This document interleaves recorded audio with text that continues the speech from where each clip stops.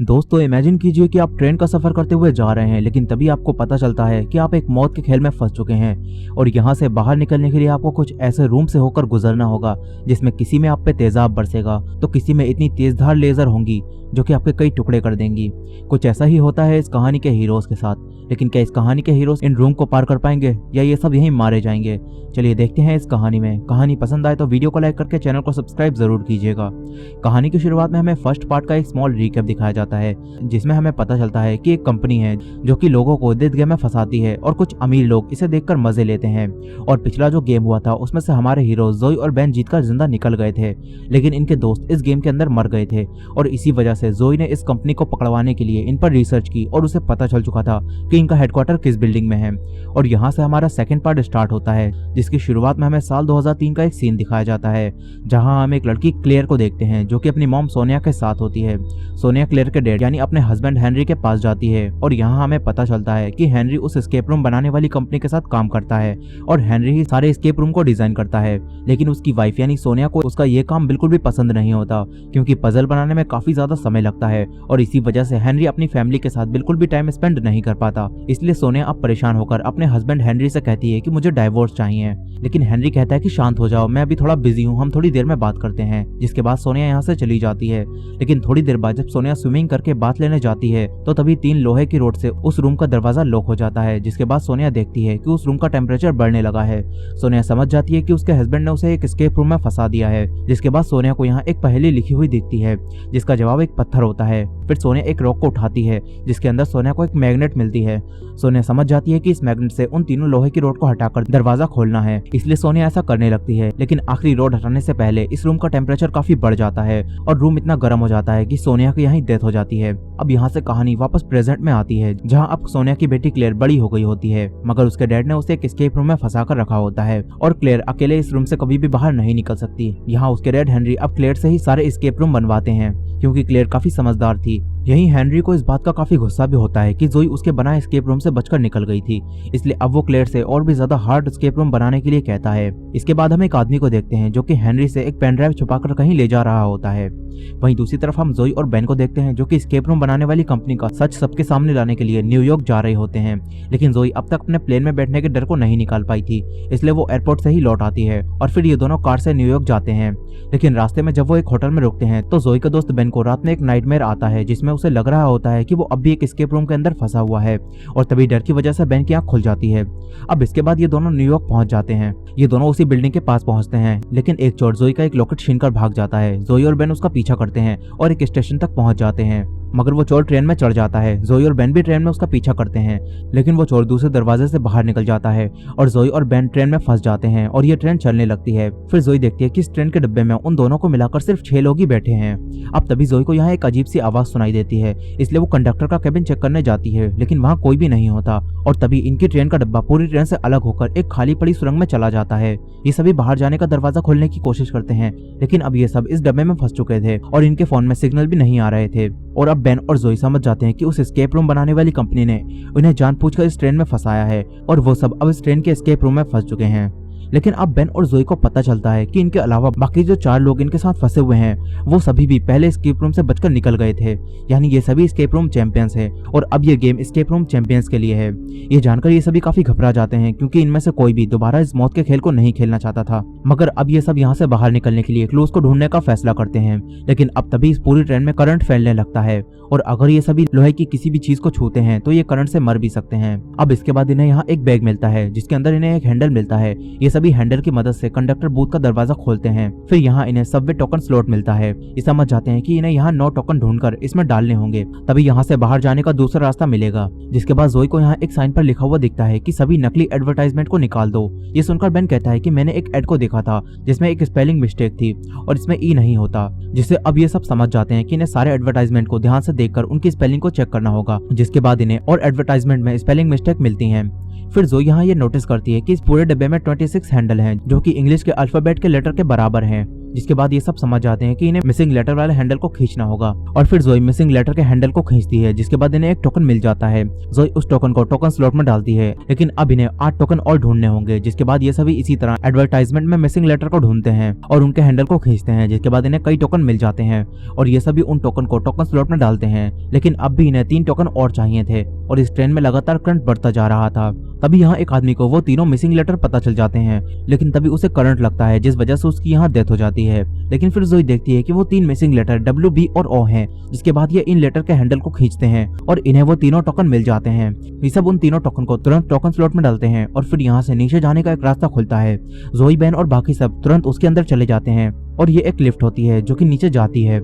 अब ये सब बड़ी मुश्किल से अपनी जान बचाकर निकले होते हैं और इनके एक साथी की डेथ भी हो गई होती है, इसलिए थोड़ी देर ये शांत होते हैं और एक दूसरे को अपना नाम बताते हैं। और हमें पता चलता है कि इसमें एक लड़की ब्रियाना है जो कि एक इन्फ्लुएंसर होती है, एक लड़का नेट है जो कि चर्च का एक प्रीस्ट है और एक लड़की है जिसका नाम रेचल है, और साथ ही बेन और जोई ये सभी इस गेम में फंस चुके हैं। अब यहाँ इस लिफ्ट का दरवाजा खुलता है और ये सभी अगले एस्केप रूम में पहुंच जाते हैं और यहाँ के सारे दरवाजे बंद हो जाते हैं। यहाँ इनके सामने एक दरवाजा होता है जो कि अब भी खुला होता है और वही यहाँ से बाहर जाने का रास्ता भी होता है, लेकिन उसके बीच में कुछ टाइल्स लगी होती हैं और जैसे ही ब्रियाना एक गलत टाइल पर पैर रखती है तो बहुत सारी लेजर निकलती हैं, लेकिन किस्मत से ये लेजर किसी के भी नहीं लगती और इनकी जान बच जाती है। फिर नेट और रेचल ब्रियाना के पैर को उस टाइल से हटवाते हैं और लेजर फिर से बंद हो जाती हैं, लेकिन अब इन्हें एक वॉइस के थ्रू पता चलता है कि वो दरवाजा 10 मिनट में बंद हो जाएगा और सारी लेजर चालू कर दी जाएंगी, जिससे अब ये सब समझ जाते हैं कि अगर ये 10 मिनट में यहाँ से नहीं निकले तो ये सब यहाँ मर जाएंगे। इसलिए अब ये सब यहाँ क्लूज को ढूंढने लगते हैं।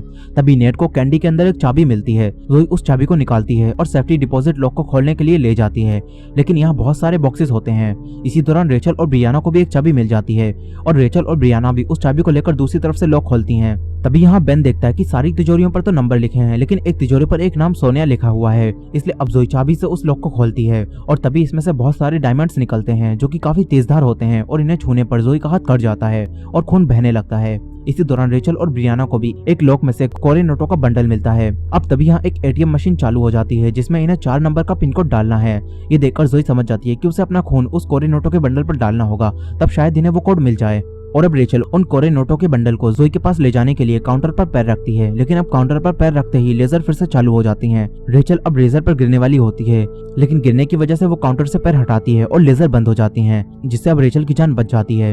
लेकिन अब ये समझ जाती है कि ये काउंटर को पार नहीं कर सकती, इसलिए अब नेट बेन और जोई को वो नोट देता है, जिसके बाद जोई उस पर अपना खून लगाती है और इन्हें वो पिन कोड मिल जाता है। जोई वो पिन कोड सबको बताती है और नेट उस पिन कोड को मशीन में एंटर करता है और तभी यहाँ 3 घड़ियों की सुई मूव करती है और एक जगह जाकर रुक जाती है। और फिर नेट को उस मशीन में से एक क्लू मिलता है जिसमें लिखा होता है कि घंटों के हिसाब से रास्ता तय करो और मिनट के हिसाब से बढ़ते चलो। ये समझ जाते हैं कि पहली घड़ी में 12:09 हो रहे हैं, यानी कि घंटे की सुई रास्ते की तरफ इशारा कर रही है और मिनट की सुई ये बता रही है कि कितने कदम चलना है। इसलिए अब नेट पहली घड़ी के मुताबिक सीधे रास्ते में 9 कदम चलता है। नेट बाकी सबके लिए सही टाइल पर वो कैंडी निशानी के तौर पर रख देता है, लेकिन तीनों घड़ियों के मुताबिक चलने के बाद नेट बस आधा रास्ता ही तय कर पाता है और लास्ट टाइल पर पैर रखने के बाद वो नीचे चली जाती है और फिर इन्हें एक कॉम्बिनेशन लॉक मिलता है। इसके बाद नेट को एक पहेली लिखी हुई दिखती है जिसमें लिखा होता है कि दुनिया पैसों के दम पर घूमती है, उसे रुकने मत देना, नहीं तो सब खत्म हो जाएगा। और साथ ही अब उस दरवाजे को बंद होने में बस 3 मिनट का समय बचा था, इसलिए नेट अब गॉड पर भरोसा करके आगे बढ़ने लगता है और तभी वो एक गलत टाइल पर पैर रख देता है, जिससे लेजर चालू हो जाती हैं और वो काउंटर से टकराकर बेहोश हो जाता है। मगर इस बार भी किस्मत से कोई भी लेजर के बीच में नहीं आता और इनकी जान बच जाती है। फिर रेचल और ब्रियाना नेट को टाइल से हटाती हैं और लेजर फिर से बंद हो जाती हैं। अब तभी ब्रियाना को उस पहेली का मतलब समझ आ जाता है और ब्रियाना उस लॉक को घुमाती रहती है, जिसके बाद इन्हें एक मैप मिलता है। ब्रियाना उस मैप को जोई और बेन को देती है। फिर जोई उस मैप को उसे मिले दूसरे मैप पर रखती है और इन्हें आधे रास्ते के बाद का रास्ता पता चल जाता है। जोई सबको बताती है और बाकी सब यहाँ से दरवाजे की तरफ जाते हैं। इसी दौरान वो जोई के लिए भी निशानी छोड़ देते हैं, लेकिन अब 10 सेकंड में लेजर चालू होने वाली थी, इसलिए जोई किसी तरह जल्दी जल्दी टाइल को पार करती है और दूसरी तरफ चली जाती है। यहाँ ये सब अपने साथ नेट को भी ले आए थे और नेट को अब होश आता है और ये सब अगले एस्केप रूम में पहुंच जाते हैं और यहाँ हर तरफ रेत ही रेत पड़ी होती है। फिर ब्रियाना को यहाँ एक पोलारॉइड कैमरा मिलता है। ब्रियाना उससे एक पिक्चर क्लिक करती है, जिसके बाद इन्हें एक फोटो मिलती है जिसके पीछे लिखा होता है कि आवरग्लास बे पर अपना एंकर डालो। और फिर ये देखते हैं कि इस फोटो में एक बोट है, जबकि उनके सामने तो कोई बोट नहीं रखी। ये समझ जाते हैं कि इन्हें बोट का एंकर ढूंढना होगा, इसलिए अब ये सब यहाँ क्लूज को ढूंढने लगते हैं। यहाँ इन्हें घर मिलता है जिसका दरवाजा खोलने के लिए इन्हें वही एंकर चाहिए था। फिर इसके बाद इन्हें सामान के अंदर मेटल डिटेक्टर मिलता है, जिसकी मदद से ये सब रेत के अंदर एंकर को ढूंढने लगते हैं। यहाँ जोई और बेन दो पुतलों को नोटिस करते हैं, जिसमें एक पुतले की आंखों पर सीपियां लगी हुई थी। अब तभी इन्हें रेत के अंदर से कुछ मिलता है। ये सभी रेत को हटाते हैं और इन्हें वो एंकर मिल जाता है। ये सब मिलकर एंकर को उठाते हैं, लेकिन वो किसी चीज से बंधा होता है। अब तभी वो रस्सी टूट जाती है। फिर ये सब देखते हैं कि रेत धीरे धीरे दलदली बनती जा रही है और सारी चीजें रेत के अंदर जा रही हैं। और इसी रेत के दलदल में रेचल फंस जाती है और रेत के अंदर जाने लगती है। बाकी सब उसे बचाने की कोशिश करते हैं, लेकिन रेचल रेत के अंदर चली जाती है। तभी नेट को एक रस्सी मिलती है। वो रस्सी को अपने आप से बांधकर रेचल को बचाने के लिए रेत के दलदल में कूद जाता है, जिसमें वो रेचल को तो बचा लेता है, लेकिन नेट के बाहर आने से पहले ही वो रस्सी टूट जाती है और नेट रेत के दलदल में डूब जाता है। अब यहाँ बाकी सबके पास नेट को वापस बाहर लाने के लिए कुछ भी नहीं था और अब बाकी बची रेत भी दलदली होती जा रही थी। इसलिए अब ये सब तुरंत एंकर को लेकर उस घर का दरवाजा खोलते हैं और अंदर चले जाते हैं। फिर यहाँ इन्हें पता चलता है कि अगले रूम तक जाने के लिए इन्हें इस फ्रीज का दरवाजा खोलना होगा, लेकिन इसका दरवाजा खोलने के लिए इन्हें एक कोड चाहिए। इसके बाद इन्हें यहाँ एक लाइट स्विच मिलता है। जोई जैसे ही उस स्विच को ऑन करती है तो वहाँ लाइट हाउस में लाइट जलने लगती हैं और उस पर चढ़ने के लिए सीढ़ियां निकलती हैं। जोई समझ जाती है कि इन्हें अगला क्लू लाइट हाउस के ऊपर मिलेगा, इसलिए जोई लाइट हाउस के ऊपर जाती है। और फिर जोई को एक पहेली मिलती है जिसमें लिखा होता है आई कांट सी यू, लेकिन इसमें सी की स्पेलिंग SEE की बजाय SEA होती है। जोई ये पहेली सबको बताती है और बेन इस पहेली का मतलब समझ जाता है और वो उसी पुतले के पास जाता है जिसकी आंखों पर सीपियां लगी थी। बेन उन सीपियों को निकालता है और ये सीपियां ही फ्रिज को खोलने के लिए कोड होती हैं। बेन इसे लेकर रेचल और ब्रियाना के पास जाता है और इससे फ्रिज का दरवाजा खुल जाता है और इन्हें अगले रूम तक जाने का रास्ता मिलता है। लेकिन दूसरी तरफ जोई को भी लाइट हाउस के ऊपर एक दूसरा रास्ता मिल चुका होता है। जोई सबसे उस दूसरे रास्ते से चलने के लिए कहती है। रेचल बेन जोई की बात मानकर लाइट हाउस के ऊपर चढ़ने लगते हैं, लेकिन ब्रियाना जोई की बात नहीं मानती और फ्रिज वाले रास्ते से अंदर चली जाती है। दूसरी तरफ रेचल तो लाइट हाउस के ऊपर आ गई होती है, लेकिन जब बेन लाइट हाउस पर चढ़ रहा होता है तो उसकी सीढ़ियां अंदर चली जाती हैं और बेन गिरकर रेत के अंदर चला जाता है। जोई समझ जाती है कि बेन भी अब मर चुका है। इससे जोई को काफी दुख होता है, लेकिन रेचल उसे जल्द से जल्द उस दूसरे रास्ते से निकलने के लिए कहती है और फिर ये दोनों उस जगह से बाहर निकलकर एक दूसरी जगह पहुंच जाते हैं। यहाँ इन्हें काफी सारी गाड़ियों की आवाज सुनाई देती है और फिर इन्हें यहाँ से निकलने के लिए सीढ़ियां मिल जाती हैं। वो दोनों सीढ़ियों से ऊपर जाती हैं और इनके आसपास काफी सारी गाड़ियां होती हैं, जिसे देखकर ये समझ जाती हैं कि ये गेम से बाहर आ गई हैं। इसलिए अब ये दोनों ऊपर आ जाती हैं, मगर तभी इनके सामने ब्रियाना आती है जो कि काफी घबराई हुई होती है और कहती है कि उसे बंद मत होने देना। लेकिन अब वो दरवाजा बंद हो जाता है और फिर ये दोनों समझ जाती हैं कि ये सब नकली था और वो अब भी गेम में फंसी हुई हैं। फिर ब्रियाना इन्हें बताती है कि यहाँ टाइमर खत्म होने पर एसिड रेन यानी तेजाब की बारिश होती है, इसलिए हमें टाइमर खत्म होने से पहले इस दुकान की चाबी ढूंढनी होगी। जिसके बाद ये तीनों चाबी को ढूंढने लगती हैं और फिर ब्रियाना को वो चाबी मिल जाती है। इससे वो तीनों शटर को खोलती हैं, लेकिन इसके अंदर जाने के लिए भी एक और बंद दरवाजा लगा होता है। अब तभी यहाँ टाइमर खत्म होता है और एसिड रेन शुरू हो जाती है, मगर क्योंकि इन्होंने चाबी ढूंढ ली थी इसलिए इन तीनों के ऊपर एक कवर आ जाता है और इनकी जान बच जाती है। फिर इसके बाद एसिड रेन रुकती है और टाइमर फिर से शुरू हो जाता है। अब तभी यहाँ जो फोन बूथ रखा होता है उसके अंदर रखा फोन बजने लगता है, लेकिन फोन बूथ पर भी ताला लगा हुआ था। ये सब समझ जाती हैं कि इन्हें एसिड को जमा करके चैन को पिघलाना होगा। जिसके बाद इन्हें एक बोतल मिलती है जो कि एसिड से भी नहीं पिघली होती। ये सब उस बोतल को रखकर फिर से उस कवर के नीचे आ जाती हैं और टाइमर खत्म होने पर फिर से एसिड रेन होती है और एसिड रेन रुकने के बाद इसे बोतल में जमा हुए एसिड को उस चैन पर डालती हैं, जिससे वो पिघल जाती है। और तभी उस फोन पर फिर से कॉल आती है। रेचल कॉल को उठाती है, लेकिन दूसरी तरफ से कोई भी नहीं बोलता। फिर एक पोस्टर के जरिए जोई को गाड़ी का क्लू मिलता है, जिससे जोई समझ जाती है कि इनका अगला क्लू वो गाड़ी है। अब तभी यहाँ टाइमर फिर से खत्म होता है और एसिड रेन स्टार्ट हो जाती है। तभी रेचल को टेलीफोन बूथ के अंदर एक अम्ब्रेला दिखता है। रेचल तुरंत वो अम्ब्रेला जोई को देती है, जिसकी मदद से जोई तेजाब से बच जाती है। अब तभी जोई को यहाँ कुछ लिखा हुआ दिखता है, जिससे जोई समझ जाती है कि उस फोन को 3 बार रिंग होने पर उठाकर रखना है। वो ये सब रेचल और ब्रियाना को बताती है और रेचल और ब्रियाना जब ऐसा करती हैं तो उस कार का दरवाजा खुद ही खुल जाता है। जोई कार के अंदर चली जाती है और जब बारिश रुकती है तो रेचल और ब्रियाना फोन बूथ से बाहर आकर कार के अंदर जाने लगती हैं, लेकिन कार का दरवाजा लॉक हो जाता है, जो कि बहुत खोलने पर भी नहीं खुलता। साथ ही अब उस फोन बूथ का दरवाजा भी खुद ही लॉक हो जाता है और दुकान के पास अब वो कवर भी नहीं होता, जिससे अब रेचल और ब्रियाना समझ जाती हैं कि अब बचने का कोई भी रास्ता नहीं बचा है। और यहाँ अब टाइमर फिर से खत्म होता है और एसिड रेन होती है, जिसमें इस बार रेचल और ब्रियाना दोनों की डेथ हो जाती है। इन दोनों की डेथ से जोई काफी दुखी होती है। अब तभी उस गाड़ी के अंदर सीट खुलती है और जोई अगले एस्केप रूम में पहुंच जाती है, लेकिन तभी एस्केप रूम बनाने वाली कंपनी देखती है कि जोई उस आखिरी एस्केप रूम में नहीं पहुंची है जिसमें उसे पहुंचना चाहिए था, बल्कि वो तो कहीं और ही चली गई है। ये देखकर हेनरी समझ जाता है कि पेनड्राइव में जरूर कुछ गड़बड़ है और ये गड़बड़ क्लेयर ने उसी आदमी से करवाई होती है जिसे हमने शुरुआत में पेनड्राइव कहीं ले जाते हुए देखा था। और इस सारी गड़बड़ मर्डर को क्लेयर के डैड यानी हेनरी समझ जाते हैं। वहीं दूसरी तरफ हमें वो आदमी दिखाया जाता है जो कि जोई को क्लेयर के पास लाता है। और जब यहाँ जोई को होश आता है तो जोई क्लेयर के आसपास रखे हुए सामान को देखकर समझ जाती है कि क्लेयर ही वो सारे एस्केप रूम डिजाइन करती है। लेकिन क्लेयर कहती है कि ये सब मेरे डैड मुझसे जबरदस्ती करवाते हैं, उन्होंने मुझे यहाँ फंसा कर रखा हुआ है। मगर जोई क्लेयर से कहती है कि तुम एक मर्डरर हो, तुम्हारी वजह से बेन की जान गई है। लेकिन क्लेयर कहती है कि मुझ पर भरोसा करो, बेन अब भी जिंदा है, क्योंकि मैंने उस रेत के नीचे एक टैंक बनवा दिया था और बेन इस वक्त वहीं है। क्लेयर जोई को वहाँ का वीडियो भी दिखाती है, लेकिन अब वहाँ क्लेयर के डैड के आदमी आकर बेन को आखिरी रूम में डाल देते हैं और इस रूम का टेम्परेचर लगातार बढ़ता जा रहा होता है। और इससे बाहर निकलने के लिए बेन को यहाँ पहेलियां सुलझानी होंगी, नहीं तो उसकी भी क्लेयर की मॉम की तरह डेथ हो जाएगी। ये देखकर जोई क्लेयर से कहती है कि तुम्हें कुछ करना होगा। और फिर क्लेयर कहती है कि मैं अपने डैड के कंप्यूटर की मदद से बेन को बचा सकती हूँ, लेकिन इसके लिए मुझे यहाँ से बाहर निकलना होगा और यहाँ से बाहर निकलने का रास्ता उस दीवार पर लिखी हुई पहेली को सुलझाकर ही मिलेगा। इसलिए अब जोई बेन को बचाने के लिए उस पहेली को सुलझाने में क्लेयर की मदद करती है।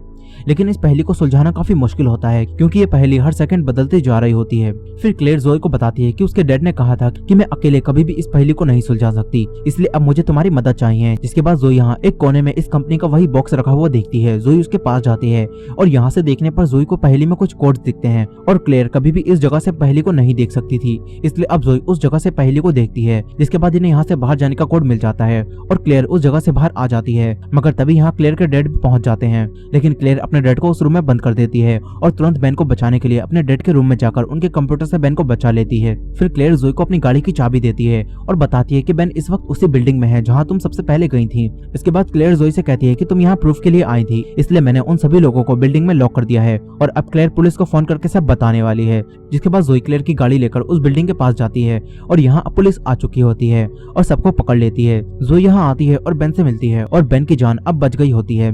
लेकिन कहानी यहाँ खत्म नहीं होती। अब इस सब के बाद हम फिर से क्लेयर को देखते हैं जो कि अपने डैड के पास जाती है और यहाँ हमें पता चलता है कि क्लेयर अपने डैड से भी ज्यादा खतरनाक है। उसे शुरू से ही एस्केप रूम पसंद थे और वो लोगों को मरते हुए देखकर काफी खुश होती थी। लेकिन उसकी मॉम को इस सब के बारे में पता चल गया था, इसलिए वो क्लेयर को दूर भेजने वाली थी। लेकिन फिर क्लेयर ने अपने डैड को ये दिखाने के लिए कि वो भी अच्छे अच्छे एस्केप रूम बना सकती है, एक एस्केप रूम बनाया और उसमें अपनी मॉम को फंसा दिया। और रियल में उसकी मॉम की डेथ क्लेयर की वजह से हुई थी। और अब क्लेयर अपने डैड को यहाँ फंसा कर कहती है कि आपने मेरे सारे एस्केप रूम के आइडियाज को चुरा लिया, लेकिन अब आप देखोगे कि मैं क्या कर सकती हूँ। और इसी एंडिंग के साथ ये मूवी यहीं खत्म हो जाती है। दोस्तों ये थी escape room tournament of champions की फुल स्टोरी। आई होप कि आपको ये स्टोरी पसंद आई होगी। वीडियो पसंद आई हो तो वीडियो को लाइक करना मत भूलिएगा और चैनल पर नए हो तो चैनल को सब्सक्राइब कर लीजिए। मिलते हैं नेक्स्ट वीडियो में।